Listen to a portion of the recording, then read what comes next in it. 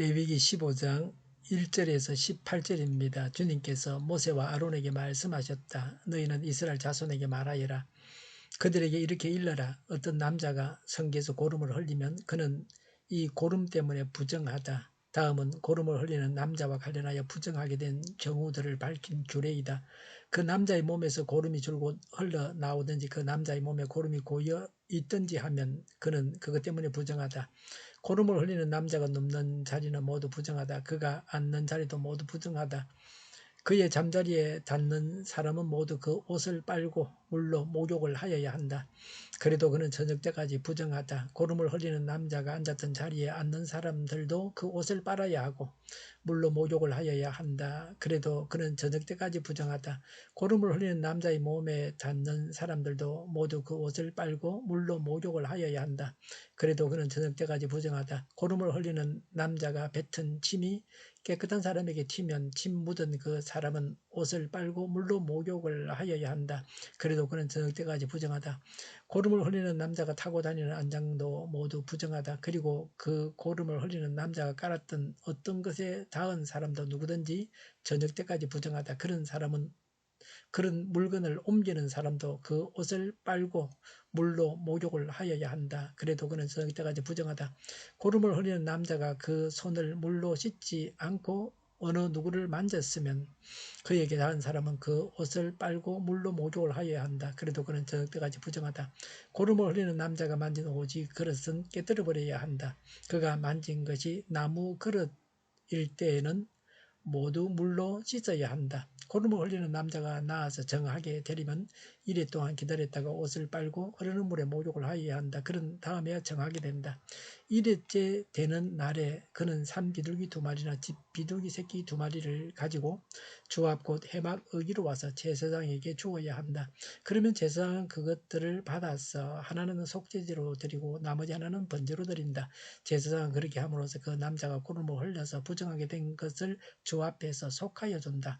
남자가 정욕을 흘리면 자기 온몸을 물로 씻어야 한다. 그래도 그 사람은 저녁 때까지 부정하다.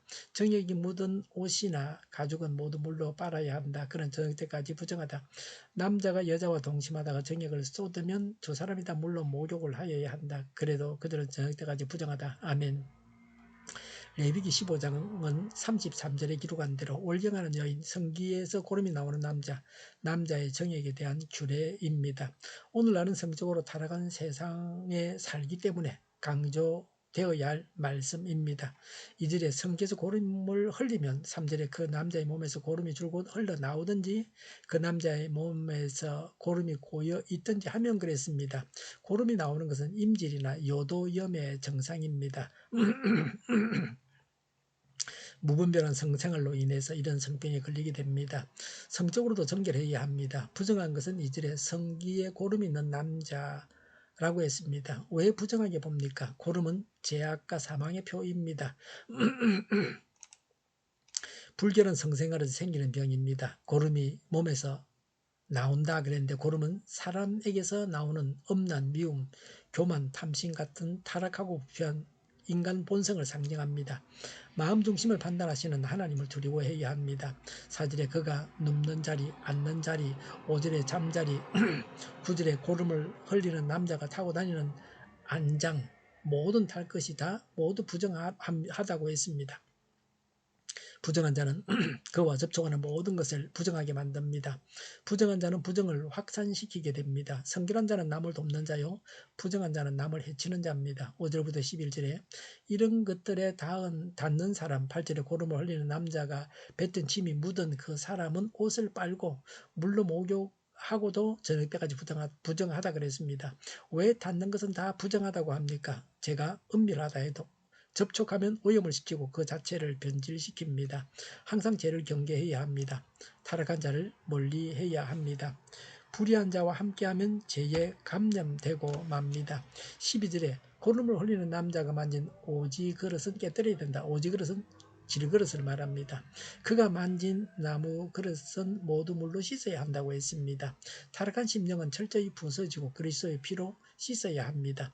정결 예식에 대해서 말씀합니다. 13절에 고름을 흐르는 남자가 나아서 정하게 되려면 7일 동안 기다렸다가 옷을 빨고 흐르는 물에 목욕을 해야 합니다. 13절에 보니까 나아서 그랬습니다. 병을 고쳐주는 것이 아닙니다. 병이 나았을 때에 정결함을 받는 예식입니다. 예수님은 오셔서 병자를 고쳐주셨는데 구약의 율법은 그렇지는 않습니다.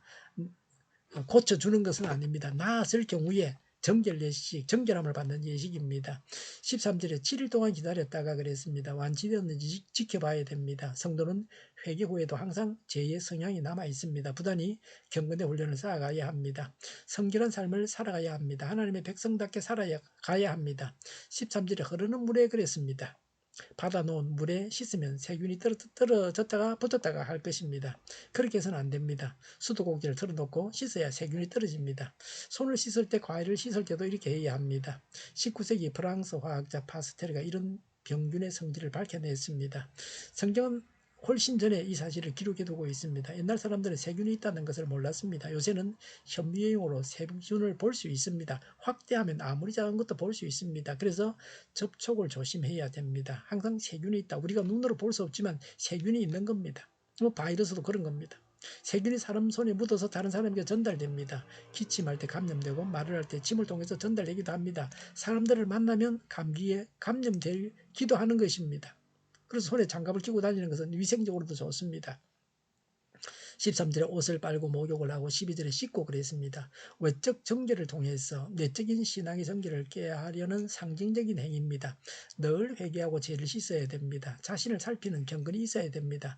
말세 이름 믿음을 가져야 합니다. 섰다고 아니라고 생각하지 말고 늘 깨어 있어야 됩니다.